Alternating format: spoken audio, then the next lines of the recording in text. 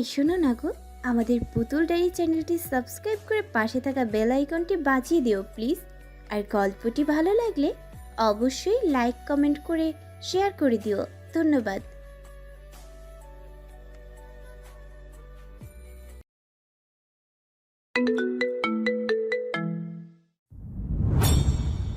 সন্ত্রাসীদের লাশগুলো একে একে নিয়ে গিয়ে লাইন করে সাজিয়ে রাখা হয়েছে। যারা বেঁচে আছে তাদের নিয়ে যাওয়া হয়েছে যাবজ্জীবনের জন্য। সেই সাথে উদ্ধার করা হয়েছে তাদের হাতে আটকে থাকা প্রায় 2 শতাধিক ছেলে মেয়ে।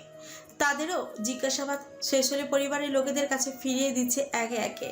দেশে চলমান এত বছর অপরাধ চলাফেরা করার সময় মানুষের মনে জমে থাকা আতঙ্কের সেই অপরাধ চক্রের লোকগুলো বের হচ্ছে একে একে, যা নিয়ে সারা দেশ জুড়ে বয়ে যাচ্ছে তুমুল আলোচনা। সেই সাথে একদিনেই সারা দেশের মানুষের কাছে ছড়িয়ে পড়েছে রুশানের পরিচিতি। দেশের বেশিরভাগ চ্যানেলই তাকে নিয়েই নিউজ ছাপাচ্ছে একের পর এক। বড় বড় সিনিয়র অফিসাররা যা পারেনি জুনিয়র হয়ে তা করিয়ে দেখিয়েছে সে।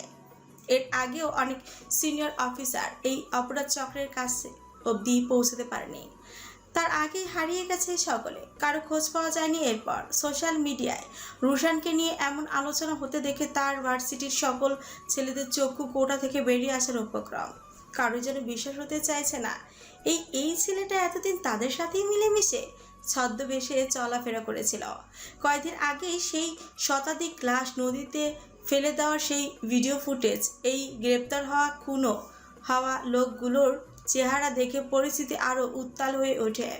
আন্ডারে এই সন্ত্রাসীগুলো এত বছর ধরে দাপট দেখিয়ে বেরিয়েছে তা জানা তীব্র আকাঙ্ক্ষা জন্ম নেয় সবার মাঝে। দেশবাসী হয়তো এখনো বুঝতে পারছে না যে তাদের জন্য খুব বড় একটা সারপ্রাইজ অপেক্ষা করছে। রিমান্ডে সেসব লোকেদের থেকে যখন সত্যটা বেরিয়ে এলো তখন সকলের চক্ষু চড়কাজ। সকলের চিরচেনা নির্জনের ভালো মানুষের মুখটা যখন সবার সামনে ভেসে উঠল, চারপাশের উত্তেজনা যেন কিছু সময়ের জন্য নীরব হয়ে গেল। কারো যেন বিশ্বাসই হতেই চাইছে না নির্জনের মতো একজন মানুষ এত বছর ধরে এইসব করে চলেছিল, যাকে পুরো দেশবাসী মানবতার ফেরিওয়ালা নামে উপাধি দিয়েছিল। পরপরই শুরু হয় নির্জন স্বামী এদের গ্রেপ্তার করার আন্দোলন। যারা এতদিন নির্জনকে মাথায় তুলে রেখেছিল তারাই এখন তার ছবিতে জুতার মালা পরিয়ে রাস্তায় নেমেছে। যাদের জন্য লোক এতগুলো বছরের মাঝে অনেক নিজেদের সন্তান হারিয়েছে, অনেকে হারিয়েছে তাদের বাবা মাকে, হারিয়েছে প্রিয় মানুষগুলোকে, যাদের জন্য এতগুলো বছর দেশবাসী আতঙ্কের মাঝে ছিল। তাদের সবার দাবি এখন সেই মানুষগুলোর যেন উপযুক্ত শাস্তি হয়, আর এই সমস্যা যেন গোড়া থেকে উপড়ে ফেলা হয়। এদের শাস্তি দেখে যেন ওসব কাজ দ্বিতীয়বার কেউ করার কথা না। ওইদিকে মাকে আইসিইউতে দেখে নিশ্চুপ হয়ে কাঁদছে আরোহী। এতদিন সহ্য করলেও সব আজ এক মুহূর্তের জন্য মনে হচ্ছে বাবা নামক মানুষটাকে পেলে কেটে নিজের ভেতরে জ্বলতে থাকা আগুনের পরিসমাপ্তি ঘটাতে। সেই সাথে তার সব সত্য বেরিয়ে আসার পর তীব্র ঘৃণা শুধু জন্ম নিচ্ছে তার জন্য। এত কিছুর মধ্যেও মাঝে মাঝে বারংবার চোখ বন্ধ করে সৃষ্টিকর্তার কাছে প্রার্থনা করছে সব যেন তার মা সুস্থ হয়ে যায়। ছোট্ট থেকে একমাত্র তার মাই তার সাপোর্টার ছিল। রাজ তার পাশে এসে বসলে কান্নাকাটি থামিয়ে নিশ্চুপ হয়ে থাকে আরোহী। রাজের থেকে সরে কিছুটা দূরে গিয়ে বসে সে। রাজ কারণটা বুঝতে পেরে অবাক হলো না। রাজ সান্ত্বনার সহিত আরোহীর কাঁধে হাত রাখলো, তা সরিয়ে দেয় আরোহী। কিছুটা রাগী দৃষ্টিতে রাজের দিকে চেয়ে বলে, কেন মিথ্যে বলেছিলেন আমায়? আমার আম্মু মৃত্যুর সাথে লড়াই করছে আর আপনি বলেছিলেন কিছুই হয়নি। যদি কিছুই না হয় তাহলে আমার আম্মু এখানে কেন? বলুন আমাকে, কেন আম্মু মৃত্যুর সাথে লড়ছে? উদ্দেশ্য কি আপনার? রাজ কিছুক্ষণ চুপ থেকে বলে, আর এমন পরিস্থিতিতে আমি চাইনি তোমার মাঝে আরও বেশি চাপ সৃষ্টি হোক, তাই কিছুটা স্বাভাবিক হওয়ার পর নিয়ে এসেছি তোমায়। তাছাড়া ভিন্ন কোনো উদ্দেশ্য নেই। ওই উত্তেজনাবশত আবার বলে, কোনটা বিশ্বাস করব আমি? আমার আম্মুর অসুস্থ হওয়ার মিথ্যা সান্ত্বনাটা, নাকি আপনার হুট করে রূপ বদলানোটা? এসব দেখতে দেখতে নিজেকে এখন বিশ্বাস হচ্ছে না আমার। আরোহীকে এমন উত্তেজিত হতে দেখে রাজ তার বাহু চেপে ধরে বলে, সব কিছু ঠিকঠাক হোক, সময় হলে তোমাকে সব বলবো আমি। এখন শুধু নিজেকে শান্ত রেখে মায়ের জন্য দোয়া করো, যাতে তাড়াতাড়ি সুস্থ হয়ে ওঠেন তিনি। আরোহী বড় বড় কয়েকটা নিঃশ্বাস নিয়ে বলে, আমার একটা কথা রাখতে পারবেন? বাবা নামক ওই মানুষটার লাশ উপহার দিতে পারবেন আমায়? আরোহী মুখে এমন কঠিন কথা শুনবে তা হয়তো কখনো কল্পনাতেও আনতে পারেনি রাজ। ভালোই বুঝতে পারছে আরোহী এখন নিজের অবস্থান থেকে কিছুই বলছে না। হয়তো হুট করে জীবনে এত কিছু ঘটে যাওয়ায় যা ভেবে পাচ্ছে তাই না বুঝেই তাই বলে যাচ্ছে। তাই এই বিষয়ে আর কথা না বাড়ি আরোহীকে সেখান থেকে বসিয়ে পাশে নিচেও বসল। কিছুটা শান্ত হতেই দেখে পাশ থেকে আরোহীর মাথাটা নিজের বুকের সাথে মিশিয়ে তাকে শান্ত করার চেষ্টা করলো রাজ। কিছুক্ষণ নীরবতায় ছোট বাচ্চাদের মতো একদম শান্ত হয়ে গেল আরোহী। নিজের মাঝে কিছু একটা অনুশোচনা নিয়ে শান্ত গলায় বলল, সবকিছু আমার জন্য হয়েছে, তাই না? রাজও তার সাথে তালে তাল মিলিয়ে মাথায় হাত বুলিয়ে দিতে দিতে বলল, ভাগ্যের লিখন কেউ পরিবর্তন করতে পারে না, হয়তো কোনো না কোনোভাবে এমনটাই হওয়ার ছিল। অতএব তোমার জন্য কিছুই হয়নি, তাই কোনো কিছুর জন্য নিজেকে দোষারোপ করে কষ্ট পাওয়াটা শুধুই বোকামি মাত্র। আর কিছু না বলে চুপচাপ চোখ দুটো বুজে নেয়। নিস্তেজ হয়ে গেল আরোহী, যেন হুট করেই শরীর সমস্ত অস্থিরতা নিমিষেই হারিয়ে গেছে। দাড়ি ও গোফ লাগিয়ে নিজের চেহারা পরিবর্তন করে বিমানবন্দরে পা রাখে সামির। উদ্দেশ্য যত তাড়াতাড়ি সম্ভব দেশ ত্যাগ করা। সবকিছু প্রকাশ হয়ে যাওয়ার পরেই পাসপোর্ট নিয়ে বেরিয়ে গেল সে। হাতে সময় খুবই কম, কোনো মতে বিমানবন্দরটা ক্রস করাটাই এখন সবচেয়ে বড় উদ্দেশ্য। অন্য কিছু নিয়ে ভাবার সময় নেই তার। পাসপোর্ট জমা দিয়ে কিছুক্ষণ অপেক্ষা করছে সে। বিপরীত লোকটা পাসপোর্ট দেখে আর চোখে সামিরের দিকে তাকে ফোন কলে কার সাথে যেন কথা বলল। কিছুক্ষণের মাঝে পুলিশ ঘিরে ধরল তাকে। অবাক হয়ে চারপাশে একবার চোখ বুলিয়ে নেয় সামির। শোনার সাথে সাথে বের হয়ে গিয়েছিল সামির। এত দ্রুত সবকিছু ওয়ার্নিং পড়ে যাবে তা হয়তো ভেবেই উঠতে পারেনি সে। দেশের পরিস্থিতি নাগালের বাইরে চলে গেলে খুব দ্রুত নির্জনের চূড়ান্ত অ্যারেস্ট ওয়ারেন্ট আসে। দেশের সব জায়গায় অভিযান চলতে থাকলেও কোথাও নির্জনে কোনো হদিস পাচ্ছে না তারা। অনেকের ধারণা আর সুযোগ বুঝে দেশের বাইরে চলে গিয়েছে সে। দেশে থাকলে এমন অভিযানে নিশ্চয়ই বেরিয়ে আসতো সে। এসব মানুষের দেশ ত্যাগ করতে খুব একটা সময় লাগে না, এটা সকলেরই জানা। রুশানের দায়িত্ব বেড়ে গেল আগের তুলনায়। নির্জনের অ্যারেস্ট ওয়ারেন্ট হাতে পাওয়ার পরই দল নিয়ে ব্যস্ত হয়ে পড়ে সে। দেশ ত্যাগ করার ইস্যু উঠলে খোঁজ নিয়ে দেখে এই কয়েকদিনের মাঝে আদ্রিয়ান মাহমুদ নির্জন কোনো বিমানে দেশ ত্যাগ করেনি। তবুও ধারণা করা হচ্ছে ধরা পড়ার বিষয়টা মাথায় রেখে সমুদ্রপথে অন্য দেশে পালিয়েছে সে। এত কিছুর মাঝে রাজ রুশানের সাথে যোগাযোগ করে একান্ত তাকে নিয়ে গেল একটা গোপন জায়গায়। রাজের সাথে সেখানে যাওয়ার পর দেখতে পায় রেজওয়ান আগে থেকে দলবল নিয়ে সেখানে উপস্থিত। তার কেন্দ্রবিন্দু হলো নির্জন। রাজের কথায় গত 2 দিন ধরে রেজওয়ানের কাছে আছে সে। এসব কাজে বিপদের সময় দলের লোকেরা নিজেদের জীবন বাঁচাতে ব্যস্ত হয়ে পড়ে, আর সেটারই সুযোগ নিয়েছে রাজ। সময় মতো দলবল নিয়ে নির্জনকে নিজেদের আয়ত্তে এনে বন্দি করে রাখলো এই 2 দিন। প্রথমেই কিছুটা অনুমান করেছিল রাজ, যেহেতু বলেছিল নির্জনের বিষয়টা সে হ্যান্ডেল করবে, তাই হয়তো রাজের কাছে আছে। তাই তো এত কথায় কান না দিয়ে নিজের লক্ষ্যেই ছিল রুশান। একটা চেয়ার টেনে নির্জনের মুখোমুখি বসলো রুশান। চোখ দুটো রক্তিম হয়ে আছে তার। এক হাতে নির্জনের গাল টিপে ধরে তার মুখোমুখি করে বলল, এই দিনটারই অপেক্ষা ছিলাম শুয়োরের বাচ্চা। মনে পড়ে আজ থেকে 26 বছর আগের কথা। বাবা মায়ের মতো যে মানুষগুলো তোকে বড় করেছিল, দিন শেষে সেই মানুষগুলির পেছনে ছুরি মেরেছিলে। একটা ফ্যামিলির মতোই তো ছিলি তোরা। সেদিনে সেই রুদ্র চৌধুরী নামের মানুষটার একটা ছেলে ছিল, হৃদ। তবুও সে সব সময় বলতো তার 2টা ছেলে, একটা হৃদ আর অন্যটা তোর মতেই সুযোগবাদী বিশ্বাসঘাতক। রুশানের কথা চোখ বড় বড় করে তাকায় নির্জন। সময় হিসেব করে রুশান হয়তো সেই সময়টা খুব ছোট ছিল, নয়তো জন্মই হয়নি তার। তাহলে এই ছেলে সে পুরনো ফ্যামিলি স্টোরি জানে কিভাবে? নিজের ভাব বুঝতে পেরে রুশান বলে, একটা অন্তঃসত্ত্বা নারীও ছিল সেই দিনটায়। তাকেও দয়া দেখাসনি তুই? নিজের বাবার মতো মানুষটাকে স্বার্থের দিকে চেয়ে মূর্তি হারিয়ে ফেলেছিলি সকলের থেকে। আমি দাদা নামক মানুষটার চেন থেকে বঞ্চিত হয়েছি শুধু তোর জন্য। আমার দাদিকে বছর পর বছর কাঁদতে দেখেছি তোর জন্য। একটা ফ্যামিলি তার হ্যাপিনেস মুহূর্ত হারিয়েছে শুধু তোর জন্য। এতটুকুতে শেষ নয়, এমন শত শত পরিবার তাদের প্রিয় মানুষগুলোকে হারালো একমাত্র তোর জন্য। হাজারো মেয়ের স্বপ্ন ভেঙে ভালো ঘরের মেয়েদের নোংরা কাজের জন্য তাদের ভিন্ন দেশে পাচার করা হয়েছে, সেটাও তোর জন্য। সেদিন লাঠির আঘাতে নীলের পোস্টমর্টম রিপোর্টে বুকের বাঁ পাশের 3টা হাড় ভাঙ্গা পাওয়া গিয়েছিল। 6টা বুলেট বুকের ভেতর গেটেছিল। যে ছেলেটা সব পাপ কাজ ছেড়ে একটা সুন্দর জীবনে পা রাখতে চেয়েছিল, সেও সেই স্বপ্নটা পূরণ করতে পারেনি তোর জন্য। নিজ হাতে বন্ধুর লাশ দাফন করে এসেছি শুধু তোর জন্য। এত অল্পতে সব শেষ হয়ে যাবে না, এই সব কিছুর হিসেব চুকাতে হবে তোকে। বলেই উঠে দাঁড়িয়ে কোমর থেকে পিস্তল বের করে নেয় রুশান। ডান হাতে পিস্তল ধরে নিজের বাম হাতের বাহুতে গুলি চালিয়ে দেয় সে। কিছুক্ষণের মধ্যেই রক্তে সারা শরীর ভেসে গেল রুশানের। পাশ থেকে রাজ উত্তেজিত ভাবে এসে রুশানের হাত চেপে ধরতে চাইলে রুশান তাকে থামিয়ে দিয়ে বলে, তাকে অ্যারেস্ট করে আইনের হাতে তুলে দিতে চাই না আমি। আইনের হাত তুলে দেই, তারপর তার ফাঁসি। এত সহজ মৃত্যু ওর জন্য সত্যি কম হয়ে যাবে। এখনো অনেক হিসেব বাকি আছে তার সাথে।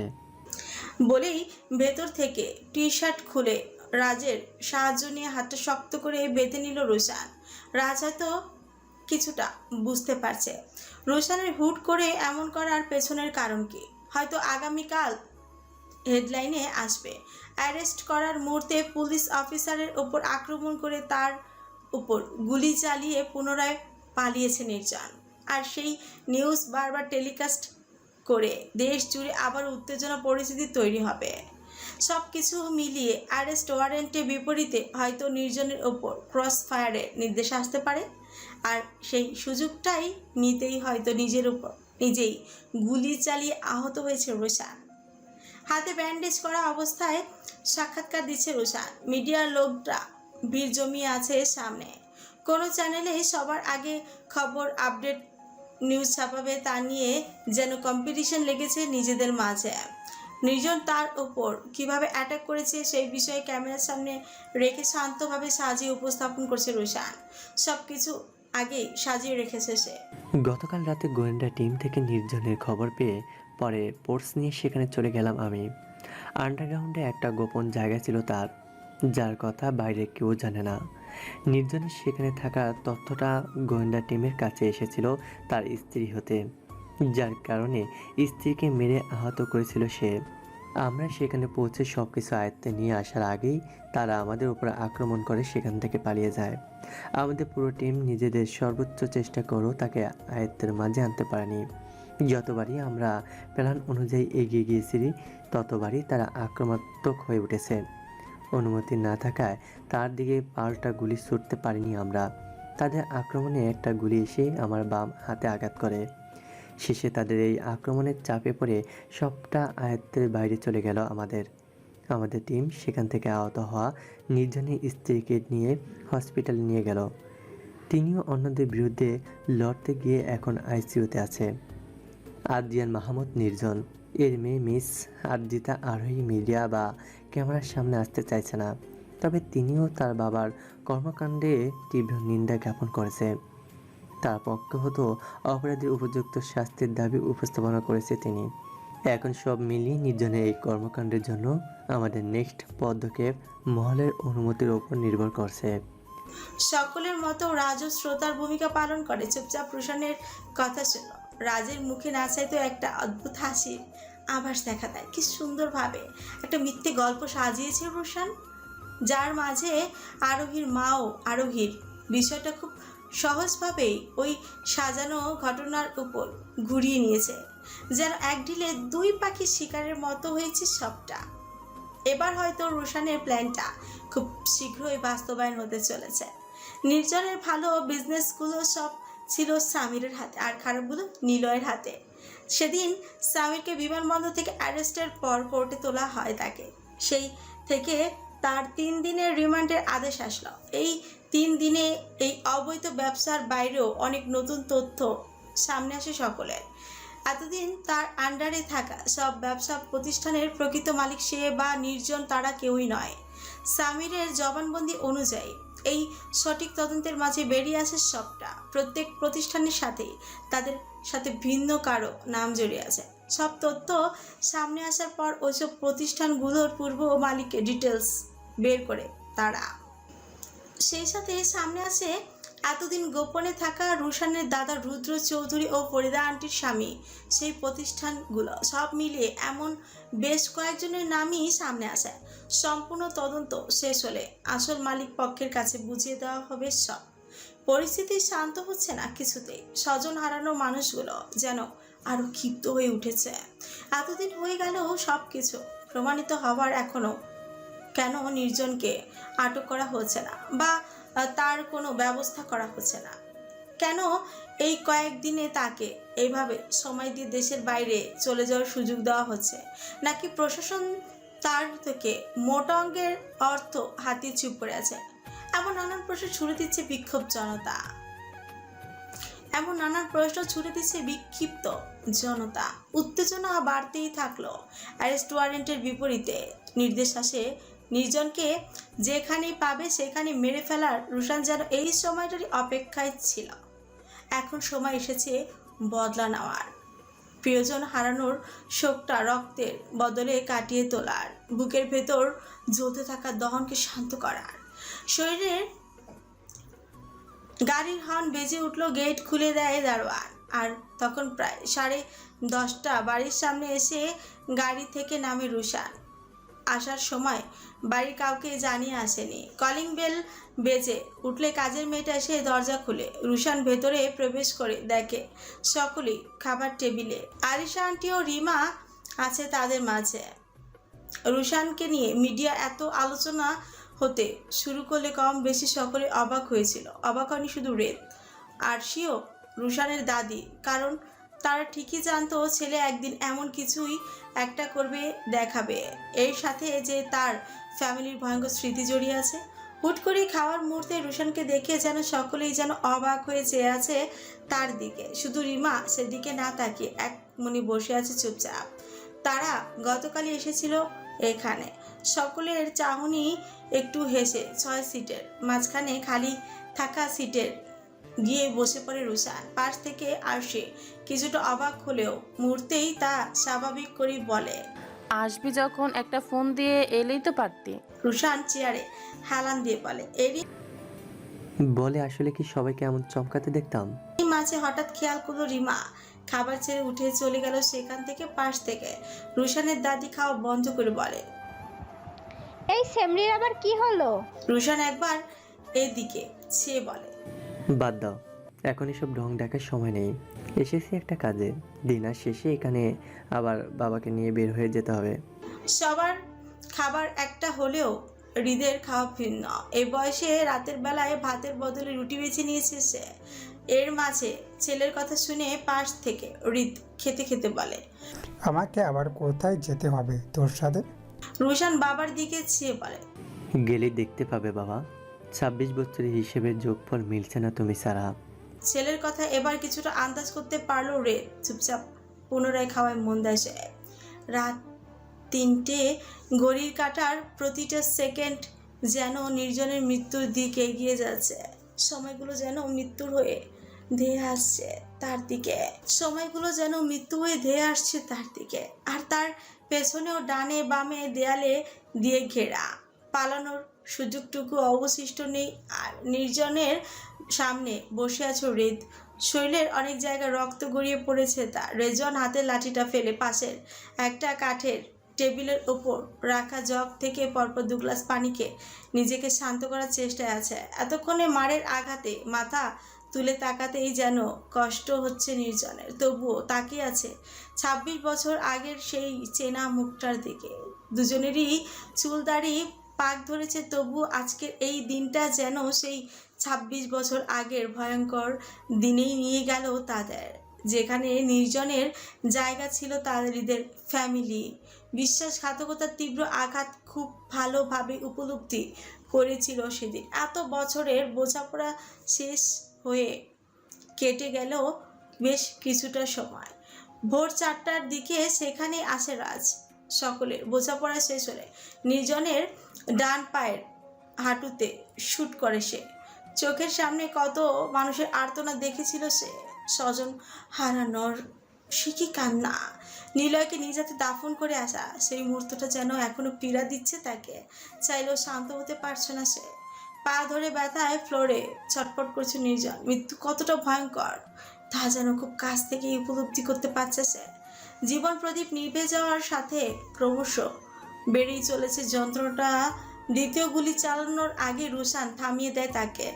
রাজকে থামিয়ে নির্জনের দিকে চেয়ে বলে, রুশান, এভাবে মারলে তো সে মরেই যাবে, তাহলে কাকে আইনের হাতে তুলে দেবো আমরা? কথাটা শুনে যেন কিছুটা আশার আলো দেখতে পায় নির্জন। এখান থেকে একবার সুযোগ পেলে নির্জনের সবটুকু ক্ষমতা দিয়ে হলেও চেষ্টা করবে নতুন জীবন ফিরে পাওয়ার। তার ভাবনার মাঝে রুশান আবার বলে, তাকে এখন দ্রুত ওষুধ খাই সুস্থ করে তুলতে হবে, এরপর না হয় সুস্থভাবে আইনের হাতে তুলে দেব তাকে। বলেই একটা ছোট্ট কাচের শিশি বের করেছে। ছোট্ট শিশি ভেতরে হয়তো মাত্র কয়েক ফোঁটা মেডিসিন আছে। নির্জনের সামনে গিয়ে এক হাত তার গালে চেপে ধরে অন্য হাত দিয়ে সেই শিশির সবটা খাইয়ে দিল তাকে। কিছুক্ষণের মাঝে পুরোপুরি সুস্থ হয়ে গেল নির্জন। শরীরে ব্যথা নেই, সব হাওয়া হয়ে গেছে মুহূর্তেই। নিজেকে পুরোপুরি একটা সুস্থ মানুষ মনে হচ্ছে তার। এতক্ষণ ব্যথায় কাতরাতে থাকা নির্জন এখন উঠে দাঁড়িয়ে নিজের দিকে চেয়ে একটা মৃদু হাসি দিল। এরই মাঝে রুশান ফোন বের করে কাকে যেন স্বাভাবিকভাবেই বলল, নির্জন মারা গেছে, এসে নির্জনের লাশ নিয়ে যেতে। পাশ থেকে নির্জন হা করে চেয়ে আছে রুশানের দিকে। একজন সুস্থ মানুষকে মৃত বলে ঘোষণা করছে। কিছুটা অবাক হলো সে। পুনরায় আবার নিজের শরীরের দিকে তাকালো সে। আরো কিছুটা সময় পার হলো। ধীরে ধীরে শরীর গরম হতে থাকে নির্জনের। গা দিয়ে চিকন ঘাম দিয়ে সারা শরীর ভিজিয়ে দিচ্ছে তার। ভেতরটা যেন তীব্র যন্ত্রণা হতে শুরু হয়ে গেল। যন্ত্রণায় শরীর কাঁপছে তার। ফ্লোরে লুটিয়ে পড়লো কিছু সময়ের মাঝে। গায়ের চামড়া ফাটতে শুরু করলো তার। যন্ত্রণা আরো তীব্র হয়ে উঠলো। একে একে শরীরে বিভিন্ন জায়গায় চামড়া ফেটে পানির মতো হয়ে যাওয়া, রক্ত ছিটকে কিছুটা দূরে গিয়ে পড়েছে। যন্ত্রণায় বারবার ফ্লোর খামচে ধরছে সে। এমন ভয়ঙ্কর যন্ত্রণা যেন হৃদের মতো অনুভূতিহীন মানুষেরও সহ্যের বাইরে চলে গেল। সেখানে আর দাঁড়িয়ে থাকতে পারলো না পেরে চোখ মুখ বন্ধ করে সরে গেল সেখান থেকে। মৃত্যুর শেষ স্টেপে পৌঁছে নির্জনের শরীরের সব শক্তিটুকু হারিয়ে ফেললো সে। ছটফট করার শক্তিটুকু শেষ হওয়ার পর ধীরে ধীরে নিস্তেজ হতে শুরু করলো সে। কিছুক্ষণের মাঝে নিস্তেজ হয়ে গেল পুরো শরীর। এখন এই শরীরের নাম পরিবর্তন হয়ে নতুন একটা নাম নিয়েছে লাশ। ভোর হলে চারিদিকে ফজরের আজানের ধ্বনি বেজে উঠল। নির্জনের লাশ প্যাকেট করে গাড়িতে তুলে নিয়ে যাওয়া হচ্ছে। ভোরের আলো ফুটে ওঠার সাথে সাথে রাস্তা, গাড়ির ভিড়, সব শেষে এক নতুন সকালের আগমন। এই নতুন সকালের সাথে যেন নির্জন নামক এক ভয়ঙ্কর ভাইরাসের থেকে মুক্তি পেল দেশের মানুষ। আতঙ্ক শেষে জেগে উঠল এক নতুন প্রভাত। নতুন প্রভাতকে নতুনভাবে উপভোগ করছে রাজ ও রোশান। বুক ভরা প্রশান্তি নিঃশ্বাস তাদের। ভোরের এই ঠান্ডা আবহাওয়ার মাঝে 2 কাপ চায়ে চুমুক দিয়ে পাশাপাশি দাঁড়িয়ে আছে তারা। আজ তাদের উদ্দেশ্যে সফল। আধার শেষে আলোর দেখা মিলল আজ। প্রিয় মানুষদের নিয়ে শুরু হয়ে গেল নতুন একটা জীবন।